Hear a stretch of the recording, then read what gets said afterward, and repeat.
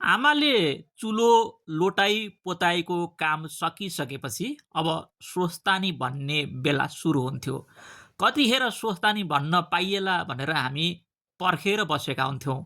आफूले स्वस्तानी भनेको हजुरबा, हजुरआमा, बा, आमा, काकी, दिदीहरूले ध्यानपूर्वक सुन्नुहुन्थ्यो।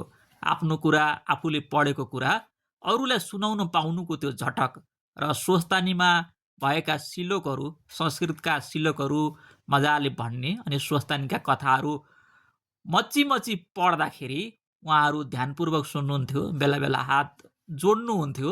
हामी दिउँसै धुर्सुलको फुल टिपेर ल्याइसकेका हुन्थ्यौँ स्वस्तानीलाई चाहिन्छ भनेर। त्यो स्वस्तानी भन्ने बेला, त्यो स्वस्तानी भन्ने समय पनि हाम्रो लागि एउटा ठुलो अवसर थियो। आफ्ना घरकालाई, परिवारलाई आफूले पढेको कुरा सुनाउने, उहाँहरूले ध्यानपूर्वक सुन्दा हामीलाई गर्व महसुस हुन्थ्यो।